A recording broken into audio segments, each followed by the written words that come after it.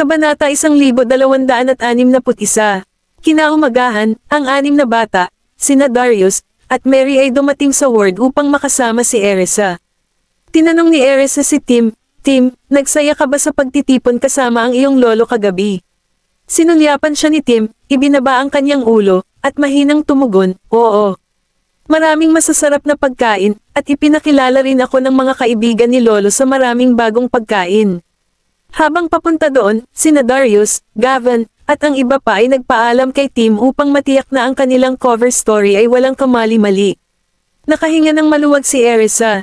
Nang mapansing nakayuko si Tim, naisip niyang nahihiya ito, kaya hinikayat niya ito, "Dapat mong lumabas ng higit pa kasama ang iyong lolo sa hinaharap at mas kilalanin ang kanyang mga kaibigan."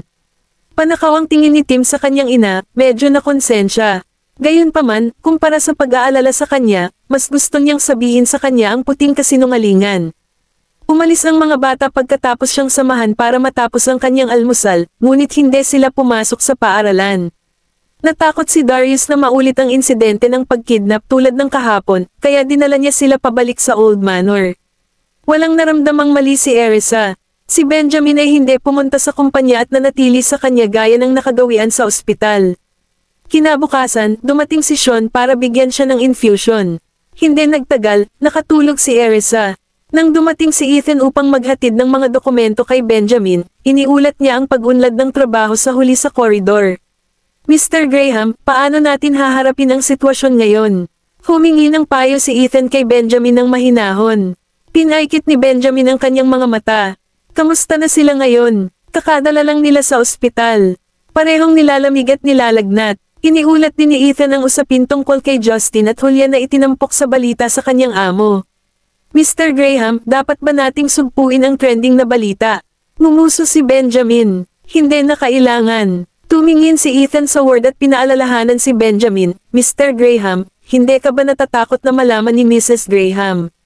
Nakaarko ang noo ni Benjamin, tila hindi kinikilig. Ang balita ay hindi binanggit ang duo na may ginagawa pa rin kina Tim at Zachary. May punto si Mr. Graham. Nang maramdaman ang pagwawalang bahala ni Benjamin, hindi na nagsalita pa si Ethan. "Papasok ako sa loob para bisitahin si Mrs. Graham." Natutulog siya. Lumingon si Benjamin sa kanyang nasasakupan. Huwag pumunta sa ospital maliban kung kinakailangan.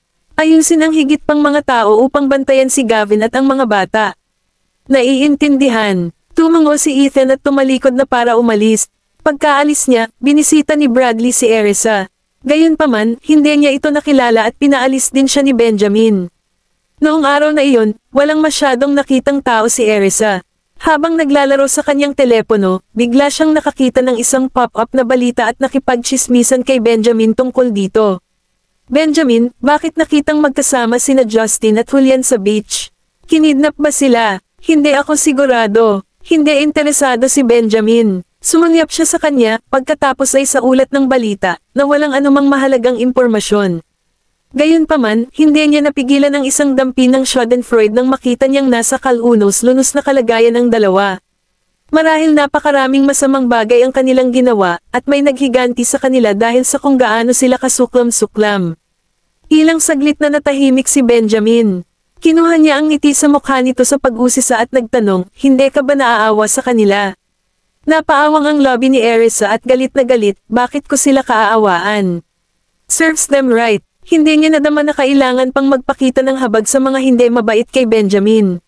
Si Benjamin ay nakaramdam ng kasiyahang bumubulusok sa loob niya nang makita ang kanyang galit na kilos.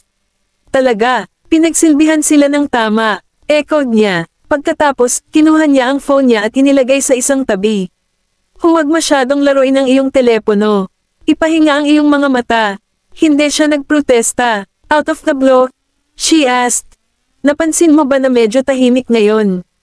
Hindi ba laging tahimik ang mga ospital?" Mahinahong sagot ni Benjamin, dahil hindi niya akalain na kakaiba iyon. "Hindi sila pumunta sa ospital para bisitahin ako ngayon, at hindi ko rin alam kung ano ang nangyayari kay Bradley. Hindi ko siya makontak sa kanyang telepono."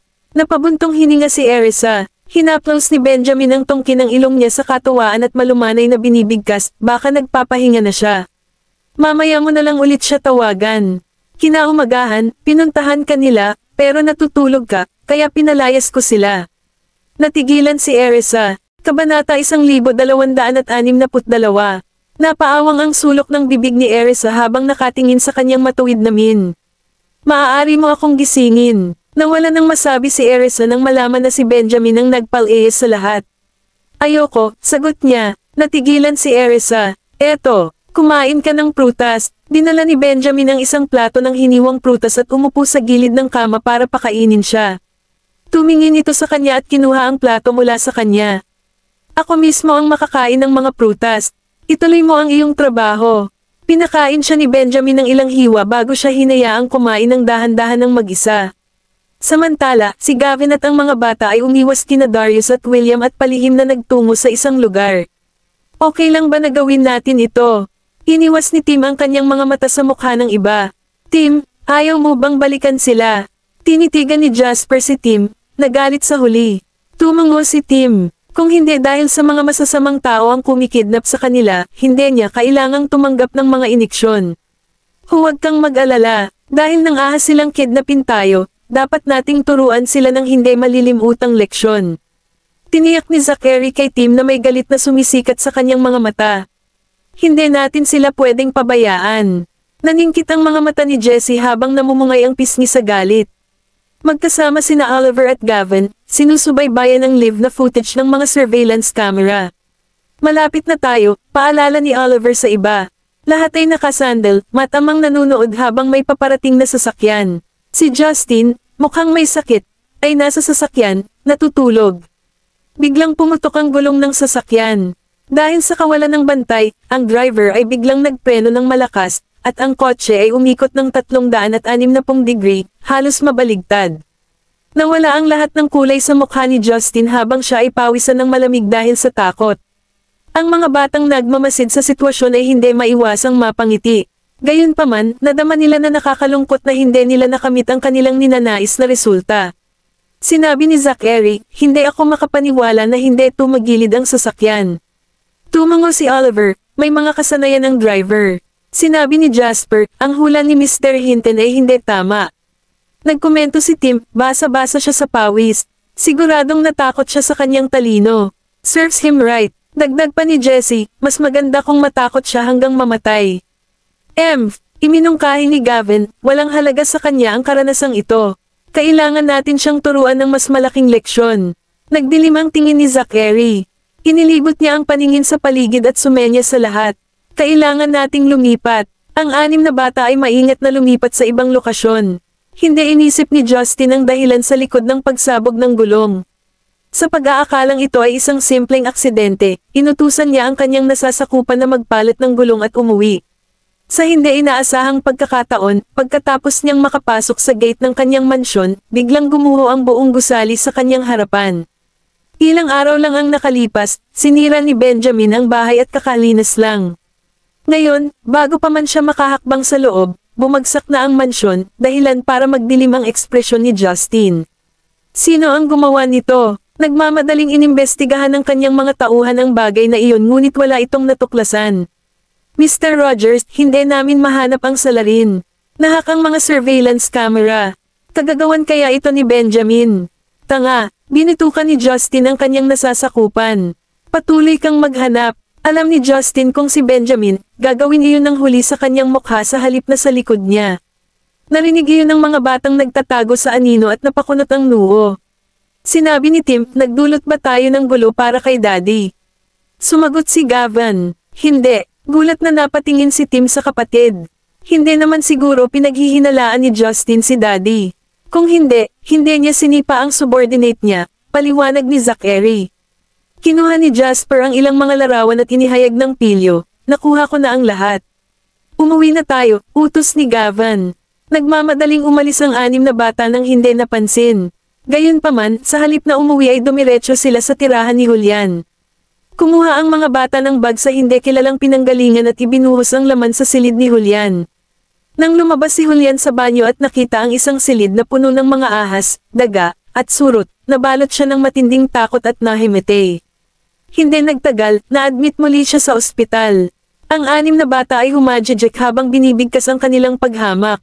Anong bakla? Hindi pa nga kami nakakagawa ng ultimate move namin, hindi na kinaya ni Julian. Kahit si Mommy ay mas matapang sa kanya. Natakot siya sa mga ahas at daga. Tumawa ng masama si Oliver. Haha, ngumisi si Jasper. Hindi ako makapaniwala na ang isang duwag na tulad niya ay may lakas ng loob na kidnapin tayo. Kabanata 1263. Kahit na tinuruan ng leksyon ng mga bata, walang ideya sina Justin at Julian kung sino ang nasa likod nito, at sila ay galit na galit.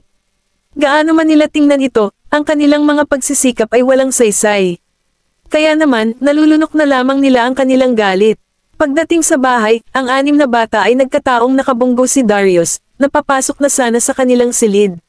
Lolo, sabay-sabay nilang tawag. Lumingon si Darius at bahagyang nataranta nang makita silang nakatayo sa likuran niya. Ha, di ba natulog na kayong lahat? Saan kayo tumakbo? Hindi kami makatulog, kaya bumaba kami para maglaro, seryosong sagot ni Gavin. Nakakumbinsi ang paraan ng pagsagot niya na walang magdududa sa kanya. Tumango si Darius, saka sila pinapasok sa kanilang kwarto para matulog. Matutulog na tayo, Lolo. Matulog ka na rin, sabi nila. Hihintayin kitang makatulog bago ako matulog, tugon ni Darius na may mapagmahal ng ngiti habang hinihintay silang makapasok. Lahat ng 6 na bata ay masunurin na pumasok sa kanilang silid at mabilis na umakyat sa kama. Gayunpaman, hindi pa nakaalis si Darius ay muling nadulas ang mga bata sa kama. Tawagan natin si Mommy. Tahimik na nakaupo, nagpatuloy sila sa pag-video call kay Erisa, na tuwang-tuwa nang makatanggap ng tawag mula sa kanila. Sweethearts, bakit hindi mo ako pinuntahan ngayon? Naaawa niyang tiningnan ng mga bata, na nagudyok sa mga ito na agad siyang aliwin. Napagod kami sa paglalaro ngayon, kaya hindi ka namin binisita. Sa totoo lang, ang pangunahing dahilan ay may mga marka pa rin si Tim mula sa mga pantal sa kanyang katawan, kaya hindi nila siya pinuntahan dahil nag-aalala silang matuklasan niya ang mga ito. Mommy, kung mismo na kami, pupunta kami ngayon sa ospital para makasama ka. No need for that. Kung pupunta ka dito, uuwi ka pa rin mamaya. Sobrang gulo. Mabilis niyang hinikayat ang mga ito, baka talagang hinahanap siya ng mga ito. Kung nami mismo kami, tingnan mo na lang si Mr. Graham. Nang marinig iyon ni Erisa, napaawang ang kanyang mga lobby, at tumingin siya sa direksyon ng banyo. Bakit hindi mo na siya tinatawag na daddy? Ngumisi ng nakakaloko si Jasper. Hindi ko ginawa iyon, si Oliver iyon. Lumingon siya kay Oliver. The latter chuckled and explained in his piping voice, may favor kaming hihilingin sa kanya, kaya natural, tinawag namin siyang daddy. Napunit sa pagitan ng amusement at exasperation, nang aasar na sinabi ni Erisa, well, ang daddy mo ay tapos na. Buwan tungkol dito sa mahabang panahon kagabi. Pinagyayabang pa niya ako. Kapag narinig kanyang sinasabi yan, siguradong masasaktan siya. Ang mga bata ay sumabog sa pilyong tawa. Mommy, kumain ka ba ng maayos ngayon? Itinoon ni Gavin ang nagniningning na mga mata sa kanya, nakatingin sa kanya ng may malalim na pag-aalala. Tumango siya. Marami akong nakain. Sinigurado pa ng daddy mo na kumain ako ng maraming prutas. Nagplanong dalhan siya ng masarap na kainin. Nagmamadaling nagtanong si Tim, ano pa ang gusto mong kainin, Mommy? Ihahatid ka namin bukas ng umaga. Hindi ako makakain ng marami. Kukunin ko lang kung ano man ang dala mo. Nakasandal sa headboard, nagpatuloy siya sa pakikipag-chat sa mga bata saglit. Nang lumabas si Benjamin, iniwas niya ang tingin sa kanya at sinabing, kanina ka pa nakaupo. Napatingin si Erisa sa kanya. Medyo kumikilos ang tiyan ko ngayong gabi. Hindi man lang ba niya ako pinapaupo? Umupo lang ako. Nakahiga ako nung nag-shower ka. Gayunpaman, sa ilalim ng kanyang mga titig, wala siyang ibang pagpipilian kundi ang dumausdas pababa ng dahan-dahan hanggang sa nakahiga siya sa kama. Mommy, you should sleep early. Matutulog na rin tayo. Good night. Ang mga bata ay nagpaalam sa kanya ng magandang gabi, at tumugon siya ng isang ngiti. Good night, sweethearts. Mawa, sabi niya sabay halik sa camera. Sa kabilang dulo, ang maliliit na bata ay pumikit sa frame at ganoon din ang ginawa. Magandang gabi, Mommy. Kahit hindi nila makita si Benjamin sa screen, tinawag din nila siya bago ibinaba ang tawag, good night, Mr. Graham. Nagsalubong ang kilay ni Benjamin. Bumalik sila sa pagtawag sa akin bilang Mr. Graham. Nang mapansin ni Erisa ang kanyang namumungay na ekspresyon, tahimik siyang napahajijek. Di ba sabi mo daddy, na ang tawag nila sayo? Bakit Mr. Graham pa rin ang tawag nila sayo? Tanong nito na sadyang nang aasar sa kanya. Sinaman niya ito ng tingin, saka mahinang ngumuso. Maaari nilang gawin ang gusto nila. Ngumisi siya bilang tugon, nanlilisik ang mga mata. Kabanata 1264.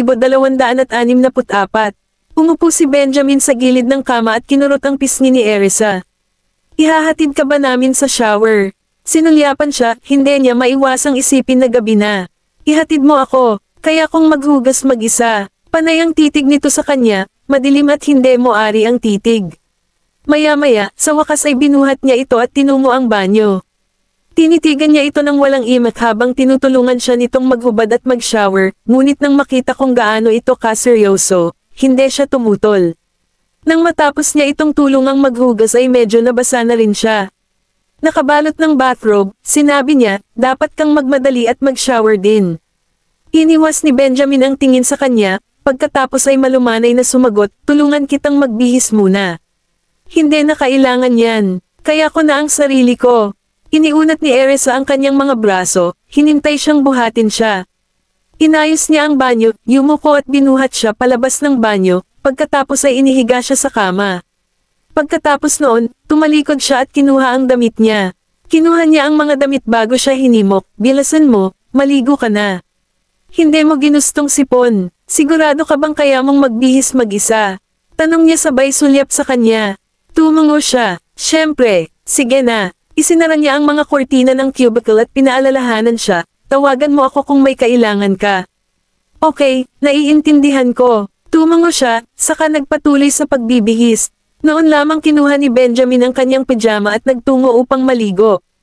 Nang matapos si Erisa, humiga siya sa kama at tinawagan si Bradley.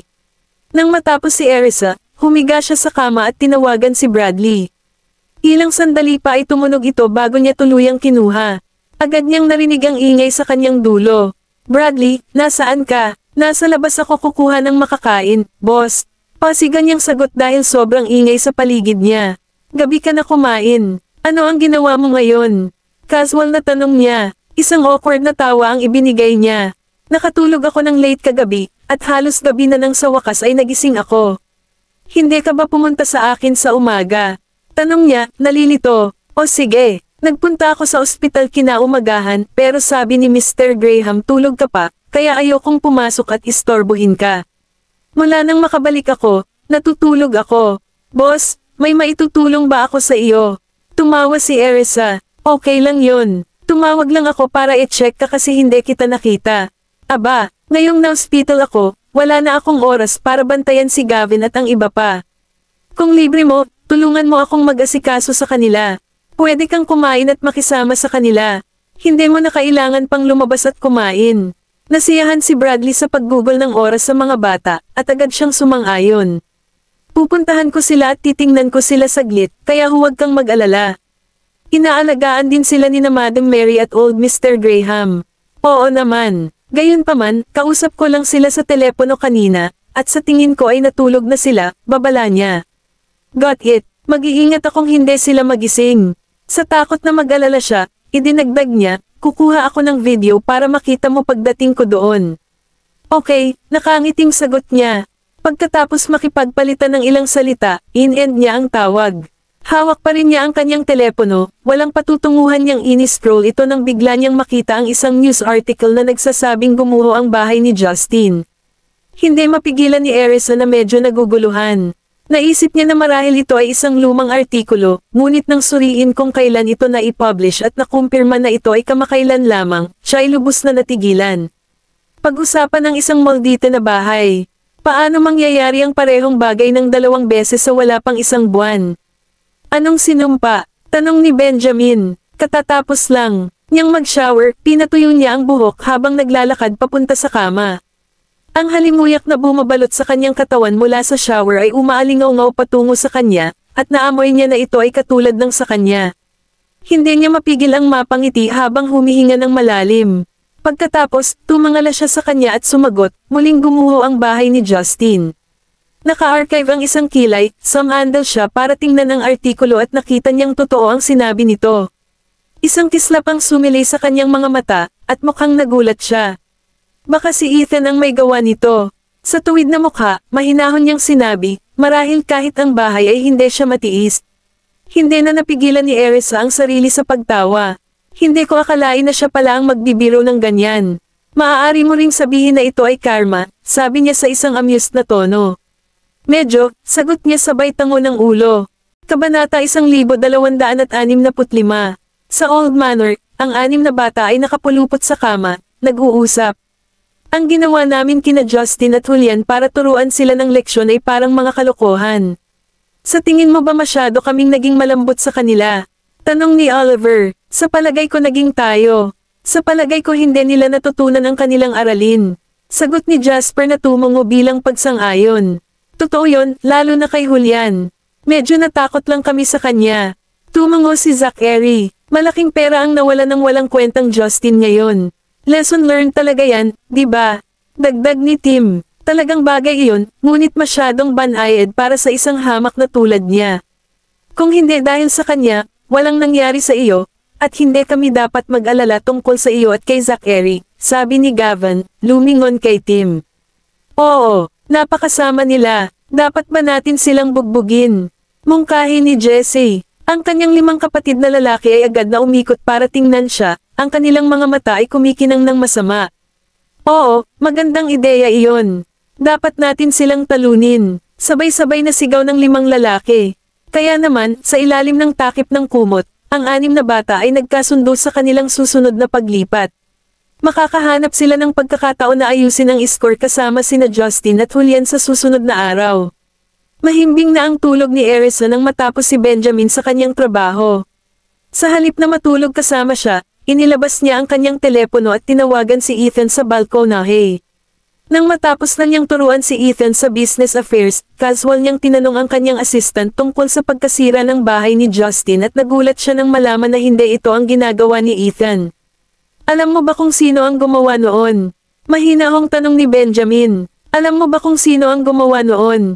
Mahinahong tanong ni Benjamin. Nag-post si Ethan ng mga lalaki para lihim na bantayan si Justin kung sakaling may balak itong gumanti, kaya natural, nakita ng kanyang mga tauhan ang salarin. Gayunpaman, huminto siya saglit bago sinabing, Mr. Graham, hindi ako masyadong sigurado tungkol dyan. Bakit hindi ko tingnan ito? Napakabuti na may gumagawa ng maruming gawain para sa atin. Hindi na kailangan. Maggagabi na. Magpahinga ka na, dismissive na sabi ni Benjamin. Wala siyang pakialam kung sino ang gumawa ng trabaho. Sa bagay, maraming kaaway si Justin. Hindi katakataka na may ibang pumupuntirya sa kanya. Nakahinga ng maluwag si Ethan at sinabing, oo naman. Dapat din kayong magpahinga ni Mrs. Graham. Magandang gabi. Napabuntong hininga si Benjamin bilang pagsang-ayon, tinapos ang tawag, at nagtungo sa silid para magdamag. Lingid sa kaalaman ng lahat, lumabas ang 5 lalaki sa Old Manor bago pa man magbukang liwayway. Naiwan namang mahimbing na natutulog sa kwarto si Jessie, ang nag-iisang babae. Nagpa siya ang kanyang mga kapatid na huwag hayaan siya. Tagkasama, kailangan nating makabalik ng 6:30. Kung hindi, mapapansin ni Lolo na nawawala tayo. Paalala ni Zachary sa kanyang mga kapatid matapos masulyapan ang kanyang relo. Oo, bilasan natin. Sigaw ni Gavin. Walang argumento sina Tim, Oliver, at Jasper. Lumayo ang 5 lalaki sa mga bodyguard at tinungo ang bahay ni Julian.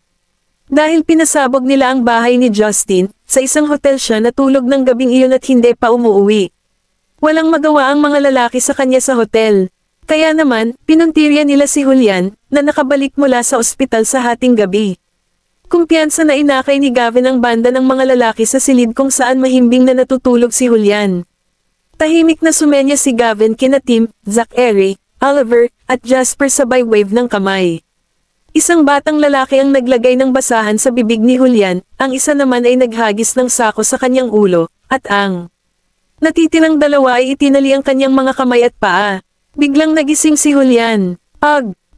Walang kwentang sigaw niya. Natagpuan niya ang kanyang sarili na nakabusangot, hindi makagawa ng ingay.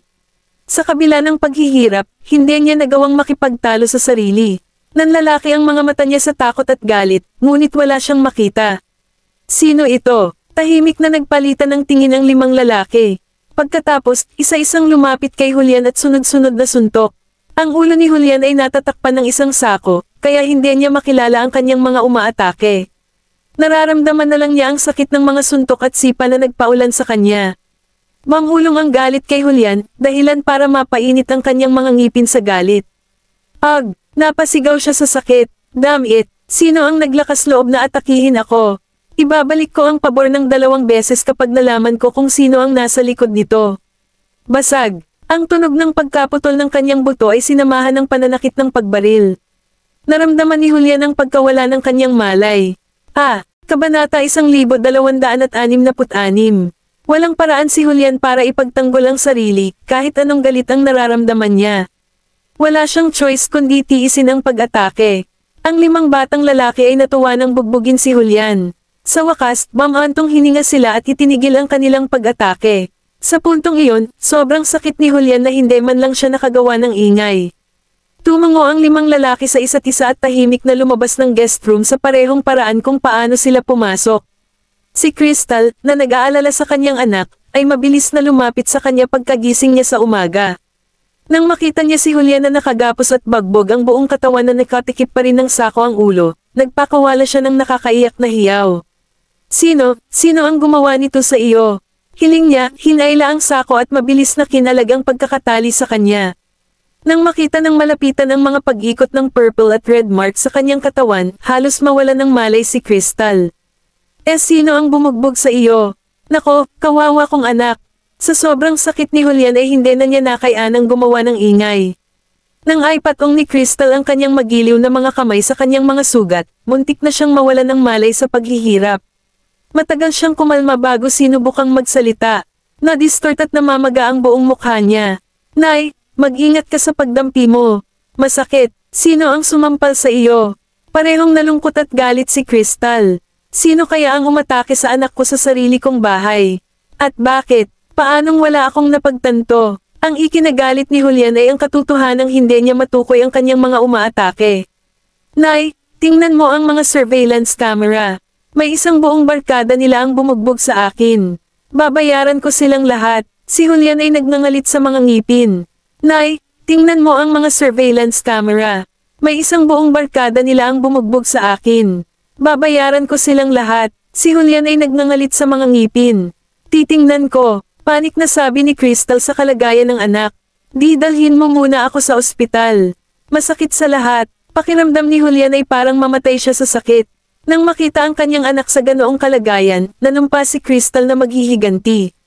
Mabilis niyang tinawagan ang isa sa mga kasambahay at magkasama, binuhat nila si Julian sa kotse at ipinadala sa ospital. Nang makarating sila sa ospital, tinawagan agad ni Crystal ang kanyang mga koneksyon para magkaroon ng pabor. Pinakamahusay na mga doktor ang gumamot sa kanyang anak. Lumabas sa medical report ni Julian na, bukod sa maraming pasa ang nagkalat sa kanyang katawan, nabali ang ilang tadyang gayon din ang kaliwang kamay at kanang paa. Kailangang nakarete siya ng ilang buwan para tuluyang gumaling. Nang mga sandaling iyon, papunta na rin sa ospital ang 6 na bata. Nagpout si Jessie, galit na iniwan siya ng kanyang mga kapatid. Aba, mahimbing ang tulog mo, kaya ayaw ka naming gisingin. Katwiran ni Jasper sa kanya. Ngumuso si Jessie at inikat ang mga mata, galit pa rin. Jessie, hindi ka namin sinama dahil delikado. Halika, huwag kang magalit. Marahan siyang suyuan ni Oliver. Napagkasundoan namin na aalis kaming lahat. Kayong mga lalaki ay bumalik sa inyong sinabi. Galit na sigaw ni Jessie. Okay, well, we're all back now. Huwag kang ganyan kapag nakita mo si Mommy mamaya, babala ni Zachary sa kanya. Sinulyapan ni Jessie ang kanyang malungkot na ekspresyon at itinigil ang kanyang pagtatampo. Jessie, iniwan ka namin sa bahay dahil lumaban kami. Siguradong isasama ka namin sa tuwing lalabas kami para maglaro. Magiliw na ginulo ni Tim ang kanyang buhok. Mukha siyang nagigilty sa pag-abala sa kanya. Sinagot ni Gavin ang damdamin ng kanyang kapatid. Walang sino man sa mga lalaki ang papayag na ang kanilang kapatid na babae ay nasa isang mapanganib na posisyon. But I wanna be part of it too. Hindi masayang bulong ni Jessie. You were part of it. Ikaw ang nagbigay ng ideya sa amin kagabi. Sabi ni Gavin sabay tapik sa ulo niya. At saka, sinigurado mong hindi matuklasan ni Lolo ang aming kawalan, na malaking tulong. Maagang nagising si Jessie ng umagang iyon at natagpo ang nawawala ang kanyang mga kapatid sa kanilang kama. Alam na niya kaagad kung ano ang ginagawa nila. Sa takot na malaman ng kanilang lolo, nilock niya ang pinto ng kanilang shared bedroom at sinabi sa kanya na natutulog silang lahat. Pagbalik ng mga boys, lumabas na silang anim sa kwarto nila na parang walang nangyari. Ang kanilang lolo ay hindi naging mas matalino. Umalis kayo nang hindi nagpapalam sa akin. Baka nalaman ni lolo, pagmamaktol ni Jesse, ipapaalam namin sa iyo sa susunod. Mapaglarong sagot ni Jasper. Bilang tugon, pinandilatan siya ng maliit na batang babae nang nakapatay. Kabanata 1267. Bago dumating ang 6 na bata sa ospital, nakatanggap si Benjamin ng tawag sa telepono mula sa direktor at nalaman na na-hospital din si Julian. Mukhang may nanakit kay Julian sa sarili niyang bahay. Napangura si Benjamin nang marinig iyon. Hindi pwedeng si Ethan o si Jack. Kung sila ay kasangkot, sila ay nagsumbong sa akin. Sino ang napakalakas ng loob na umatake kay Julian sa kanyang tirahan? Lubos na hinangaan ni Benjamin ang taong iyon. Naalala niya tuloy ang isang katulad na karanasan na naranasan ni Justin noon, at lalo siyang na-curious. Noong tinatawagan niya si Ethan, nilapitan siya ng 6 na munchkin at narinig niya ang mga bilin niya kay Ethan. Tingnan kung sino ang bumugbog kay Julian kaninang umaga at alamin kung ito rin ang taong gumawa noon kay Justin. Sumulyap ang mga bata kay Benjamin, at bakas ng pagkakasala ang bumungad sa kanilang mga mata. Ano kaya ang magiging reaksyon ni Daddy kung alam niyang kami ang may gawa nito? Hindi naman siya magagalit, diba? Nang makita ni Benjamin ang mga bata na nagsimulang magsiksikan sa kanya, hindi na siya nagsalita pa kay Ethan at tinapos ang tawag. Magandang umaga, Mr. Graham. Sabay na bati ng 6 sa kanya habang nakatitig sa kanya. Napakaganda ng kanilang matatamis na boses. Lamambat ang tingin ni Benjamin. Tumingin siya sa kanilang 6 na nakatayo sa isang tuwid na linya at bamantong hininga. Adik ka ba sa pagtawag sa akin ng ganyan? Tumingin sa kanya si Gavin at hindi nagsalita. Ibinaba ni Tim ang kanyang ulo ng nahihiya, na medyo nakaramdam ng awkward. Dahil hindi tinawag ng iba si Benjamin bilang, Daddy, nadaman niyang obligado siyang gawin din iyon. Kailangan mo pa ring magsumikap kung gusto mong baguhin namin ang paraan ng pagharap namin sa iyo, ganti ni Zachary nang magtama ang tingin niya kay Benjamin. Napasulyap naman si Oliver kay Benjamin at inayos ang salamin niya. Binago ko ang paraan ng pagtawag ko sa iyo dati, ngunit para sa kapakanan ng ating kapatiran, pinakamahusay na manatili akong pare-pareho sa kanila. Nanlilisik ang mga tingin ni Jasper nang tumayo siya para sumama sa iba. Magaling, Mr. Graham. Mariing iniangat ni Jesse ang ulo bilang pagsang-ayon habang nakatutok ang kumikislap na mga mata kay Benjamin. Ang huli ay hindi nakapagsalita. Iniskan niya ang bawat isa sa kanila bago itinoon ang tingin kay Tim. Nakayuko, nagtanong siya sa mahinang boses, naka-recover ka na ba sa iyong allergy? Oo, okay na ako ngayon. Tumango si Tim. Hinubad pa niya ang kanyang kamisete para masuri ni Benjamin ang kanyang katawan. Matapos ang isang maikling pagsusuri upang makita na wala ng mga pulang betik sa katawan ni Tim, nakahinga ng maluwag si Benjamin. Dapat mong ipaalam sa akin kung nakakaramdam ka ng anumang kakulangan sa ginhawa. Kasunod nito, tinapik niya ang ulo ng bata, at mahinang tumugon si Tim, okay, I will. Sige at tingnan mo ang mami mo. Itinagilid ni Benjamin ang kanyang ulo, sinenyasan ang mga bata na pumasok sa ward. Nakaupo si Eresa sa kama, nakatingin sa pinto. Narinig na niya ang boses ng kanyang mga anak ngunit hindi niya nakitang pumasok. The moment she saw them walking through the door, she smiled. Ano ang tagal mo? Kanina pa kita naririnig na nag-uusap pero hindi ka pumasok. Mommy, we were just talking to Mr. Graham, Gavin stated with a grin, exhibiting a completely different attitude compared to face Benjamin. Sinaman siya ng tingin ni Benjamin at bamulong sa kanyang puso, what a biased brat. Mommy, tawag ng 6 at masayang tumakbo papunta sa kanilang ina. Mabilis na niyakap silang lahat ni Erisa, dinadala ang kanilang pamilyar na pabango. Sa sandaling iyon, napuno siya ng kasiyahan. Nag-almusal ka na ba? Hindi. Nandito kami para kumain kasama ka. Pagkatapos ay dali-dali nilang inihain ang napakaraming masasarap na pagkain na dala nila. Lahat ng paborito mong pagkain, Mommy. Dapat kumain ka pa. Mommy, ginawa ito ni Lolo para sa iyo. Mommy, inihanda ito ni Mr. Whitley para lang sa iyo. Nagdaldala ng 6 na maliliit habang masipag nilang dinala ang lahat ng masasarap na pagkain sa kanyang bibig. Si Erisa ay nasa buwan. Salamat, sweethearts. Sama-sama nating tangkilikin ang pagkalat, sabi niya. Napatingin si Benjamin. Ang ina at mga anak ay ganap na nasisipsip sa kanilang sariling kaibig-ibig na mundo, na nagparamdam sa kanya ng kaunting selos. Ahem, tumikim siya at agad na nakuha ang atensyon ng lahat. Kabanata 1268.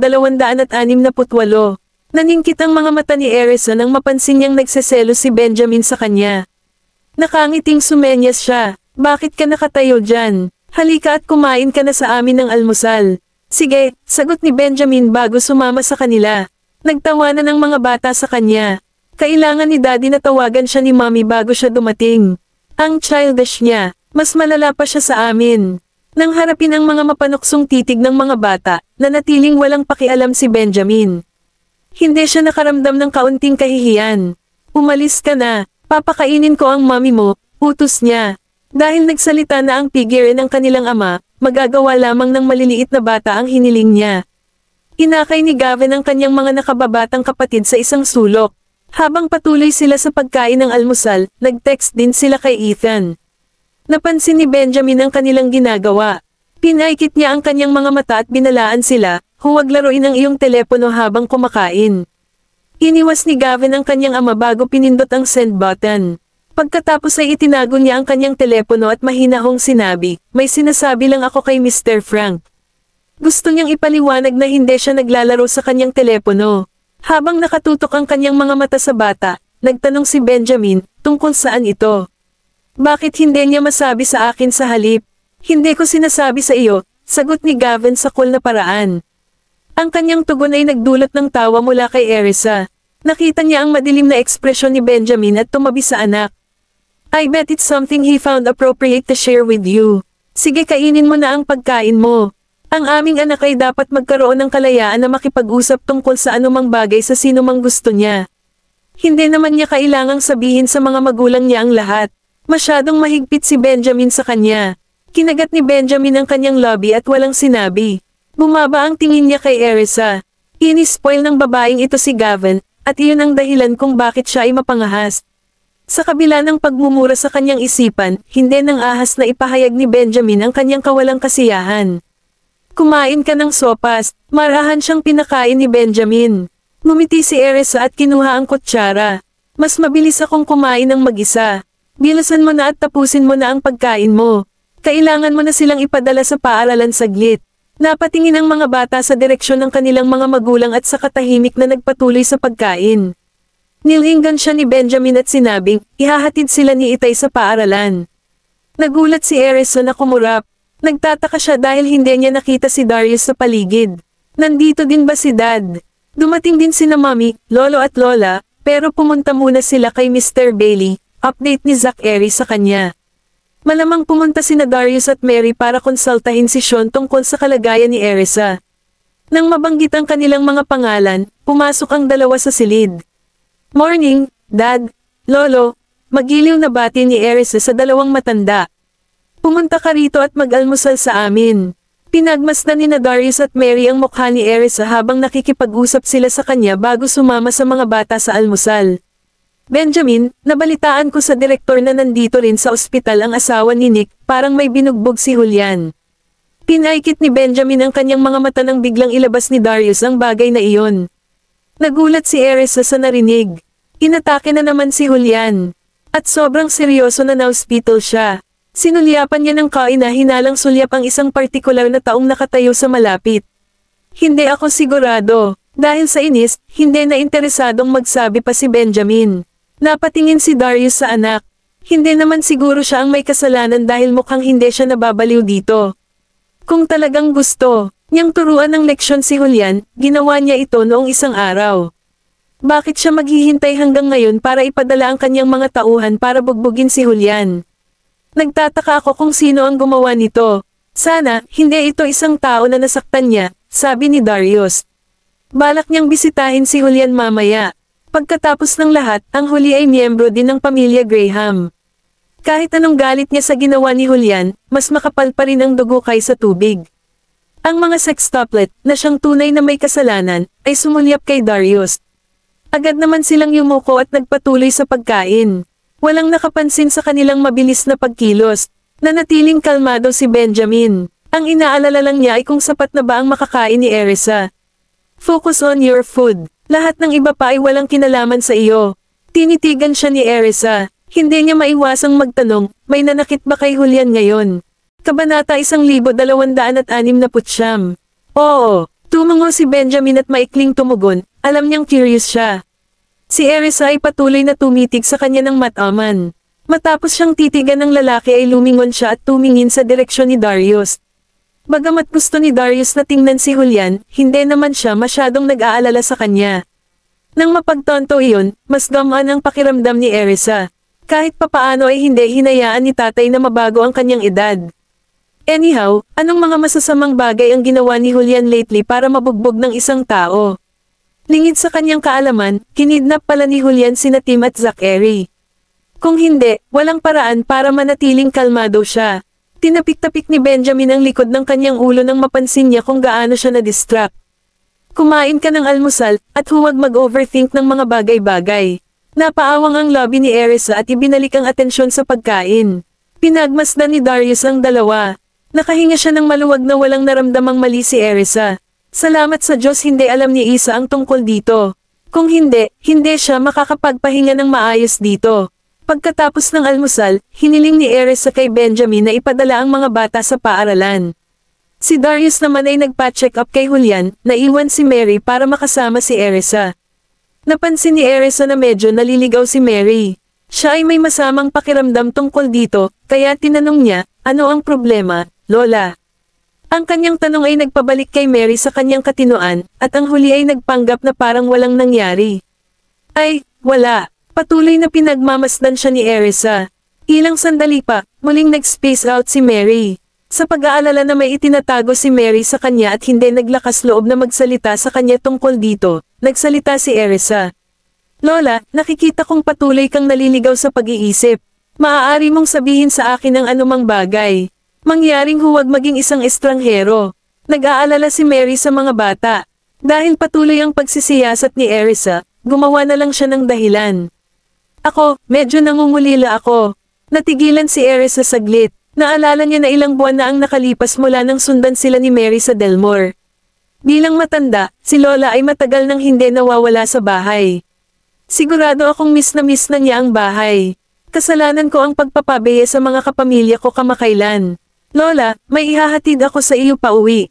Maaari kang manatili doon ng ilang araw bago bumalik dito, nag-iisip na mungkahi ni Erisa. Talagang naniniwala siya na si Mary ay nangungulila. No worries, nami-miss ko lang paminsan-minsan. Kahit pagbalik ko, iisipin ko ang mga bata. Nasa school sila ngayon, at na-hospital ka, kaya dapat may mag-aalaga sa kanila. I can always go back later on. Ayaw ni Mary na guluhin si Erisa. Bukod dito, ang kanyang kalusugan ay mas mabuti na ngayon. Kaya naman, gusto niyang manatiling ng mas matagal at alagaan ang mga bata. Huwag kang mag-alala, dahil nasa paligid sina tatay at Mr. Whitley. Bakit hindi mo umuwi kasama ang mga bata sa katapusan ng linggo? Sa ganoong paraan, maaari din silang magpalamig at magpahinga sa kanayunan. Magandang mungkahi si Erisa na sundan ng mga bata si Mary sa loob ng ilang araw upang magsaya. Natukso si Mary sa ideya. Gayunpaman, hindi pa ito pista opisyal sa paaralan. Kaya naman, nag-aalangan siyang pabalik-balik ang mga bata para sa katapusan ng linggo. Masyadong maikli ang 2 araw para masanay sila sa lugar. Mas mabuting maghintay tayo ng mas mahabang bakasyon. Babalik na lang ako. Kahit anong pangungumbinsi ni Erisa kay Mary, tumanggi ang huli. With that, no choice si Erisa kundi isuko ito. Sige po, Lola. Babalik po ako sa inyo kapag gumaling na ako. Ang galing. Masayang sumang-ayon si Mary, na nagdadasal na gumaling kaagad si Erisa. Napangiti si Erisa. Kasunod nito, tinawagan niya si Bradley at hiniling na pumunta siya sa ospital. Sumunod kay Benjamin ang 6 na bata sa kanyang sasakyan. Habang naglalakbay patungo sa paaralan, nagpalitan sila ng tingin sa isa't isa, tahimik na nag-uusap kung dapat ba silang sumama kay Benjamin tungkol sa kanilang ginawa. Kung tutuusin, hindi kayang itago ni Ethan ang sikreto sa kanila ng matagal. Kung hindi, tatanungin ni Benjamin ang kanyang kahusayan sa trabaho. Pagdating nila sa paaralan, walang nakipag-usap kay Benjamin. Sa huli, nagpasya silang pansamantalang ilihim ito. Hindi nila alam na nahuli talaga sila ni Benjamin na nakikipag-usap sa isa't isa sa pamamagitan ng kanilang mata sa kotse. Bagamat naghihinala si Benjamin sa kanila, itinuro niya ang kanyang ekspresyon sa isang kalmadong maskara. Pinaalalahanan lang niya sila, mag-ingat sa klase, at tawagan mo ako kung may kailangan kayo. Huwag palaging tawagan si Mommy at istorbohin ang kanyang pahinga. Okay, bye, Mr. Graham. Ang 6 na bata ay sunod-sunod na nagpaalam at tumakbo patungo sa campus dala ang kanilang mga backpack. Lahat sila ay nag-aalala na baka magtanong pa si Benjamin sa kanila. Kabanata 1270. Masakit. Dinig na dinig ni Darius ang matalim na sigaw ni Julian bago pa man pumasok sa ward. Habang nakakunot ang noo, naisip ni Darius sa kanyang sarili, mukhang ayos lang siya dahil napakalakas niyang sumigaw. Maging malumanay ka dahil nasugatan siya sa buong katawan. Paano niya matitiis ang sakit kung pretuhin mo siya ng ganito kalakas? Nakaramdam ng matinding pagkabalisa si Crystal at pinagalitan ang nurse. Paumanhin, Mrs. Graham. Naging maingat kami. Humingi ng tawad ang mga nurse sa mga miyembro ng pamilya ng kanilang amo, na hindi nila kayang masaktan. Sa palagay ko ay hindi ka masyadong nag-iingat. Gusto mo bang makita akong baliin muli ang aking mga buto? Sigaw ni Julian. Bakit ako kailangang abusuhin ng mga nurse na ito sa ospital pagkatapos na bugbugin sa bahay? Nakikita kong buhay ka at sumisipa. Duda ako na mamamatay ka sa pagkabali ng ilang buto. Sinulyapan ni Darius ang mag-ina habang nag-iiwan sa kanila ng sarkastikong pahayag. What the? Ganito ba ang dapat mong pagtrato sa isang pasyente? How dare you curse me? I want to file a complaint. Julian lashed out at the person as he looked in his direction. Nang sa wakas ay nakita na niya kung sino ang taong iyon, nanginginig siya sa takot at nauutal. Hawak ang isang tungkod, tumayo si Darius sa harapan niya. Kahit na may edad na si Darius, ang kanyang kahangahangang aura ay nagbabala sa sinuman mula sa nakababatang henerasyon na kumilos ng walang pakundangan. Ang matalim na titig ni Darius ay maaaring takutin si Julian hanggang sa puntong baka makagat niya ang kanyang dila dahil sa takot. Bakit ka nandito, Lolo? Umismit si Darius, ipagpapatuloy mo pa ba ang pagpapabigat mo rito kung hindi pa ako nagpunta rito ng mas maaga? No, Dad. Please have a seat. Si Julian ay bad mood lang dahil nasugatan siya. Please don't take it personally. Dinala ni Crystal ang isang upuan para ipahinga ni Darius ang kanyang mga paa. Gayunpaman, hindi siya pinansin ni Darius. Nakatuon ang kanyang tingin kay Julian habang nagtatanong, gusto mong magsampa ng reklamo laban sa mga nurse, di ba? Maaari mong sabihin sa akin ng diretsyo kung mayroong anumang bagay na hindi ka nasisiyahan. Bakit gusto mong pahirapan sila? Nagpasalamat ang mga nurse kay Darius nang marinig iyon. Pagkatapos ay tahimik silang nakatutok sa kanilang trabaho. Lolo, ngayon lang ako nag-fuse para takutin sila. Hindi ko talaga sinasadyang magreklamo. Pinigilan ni Julian ang kanyang galit at inasal ang sarili, hindi na naglakas loob na gumawa ng eksena sa presensya ni Darius. Kung sa tingin mo ay hindi ito magandang ospital, hindi mo na kailangang magpagamot dito. Maraming ospital sa Delmore na maaaring gumamot sa iyo, malamig na sabi ni Darius. Biglang nagbago ang ekspresyon ng mukha ni Julian at Crystal. Karaniwang banibisita nila ang ospital na iyon para sa medikal na paggamot, at ngayon ay walang pagbubukod. Ang pangalawang opsyon ay hindi man lang sumagi sa kanilang isipan dahil ang ospital na pag-aari ng mga Graham ang may pinakamaraming bagay. Makabagong sistemang medikal. Tatay, nabugbog na si Julian. Walang katiyakan na matatanggap niya ang pinakamahusay na pangangalaga kung pupunta tayo sa ibang lugar. Ang pananatili dito sa sarili nating ospital ay nagbibigay sa amin ng katiyakan na nakakakuha kami ng pinakamahusay na paggamot, maingat na paliwanag ni Crystal kay Darius. Takot siyang makikout dahil sa maling salita na binitawan ng anak. Naobserbahan ni Darius na bukod sa mga cast sa mga limbs ni Julian at ang gasa na nakabenda sa kanyang mukha, walang malalaking sugat sa ibang bahagi ng kanyang katawan. Nagkaroon siya ng ilang hiwa at gasgas ngunit maayos naman. Oh, so ngayon alam mo na ang sarili mong pamilya ay mabuti. Bakit hindi iyon sumagi sa isip? Munang kinidnap mo sina Tim at Zachary. Galit na tumingin kay Julian si Darius. Ilang araw na ang lumipas mula nang mangyari ang insidente, ngunit hindi pa rin nilapitan ni Darius si Julian tungkol sa bagay na iyon. Dahil doon, maswerte si Julian at ipinagpalagay na hindi alam ni Darius ang kanyang ginawa. Ngayon, nakonsensya siya at hindi mapalagay kapag tinatanong siya. Anong pinagsasabi mo, Dad? Bakit sila kikidnapin ni Julian? Baka may nag-frame sa kanya. Hindi pagkakaunawaan ba lahat? Nagulat si Crystal sa kaibuturan at likas na ipinagtanggol ang kanyang anak. Lumingon si Darius sa gilid at binaril siya ng nakakamatay na titig. Bakit hindi mo tanungin ang iyong anak kung ito ay isang hindi pagkakaunawaan? Saway niya, naisip ni Darius kung paano pinagbantaan ang buhay ng kanyang pinakamamahal na mga apo sa tuhod at kung paano sila muntik nang mamatay sa mga kamay ni Julian.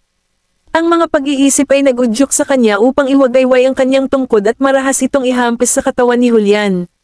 Naaawa ako sa pamilya Graham dahil sa pagkakaroon ng isang hindi karapat-dapat na apo na tulad mo. Nadagdagan ang mga bagong sugat sa mga kasalukuyang sugat ni Julian, na nagdulot sa kanya ng mas matinding sakit at nakaramdam siya ng pagkahilo sa sandaling iyon. Hindi inasahan ni Crystal na si Darius ang maglalagay ng daliri kay Julian, lalo pa sa sobrang lakas. Natigilan siya saglit bago tumakbo para yakapin si Julian. Tay, papatayin mo si Julian kapag patuloy mo siyang sinaktan. Please stop.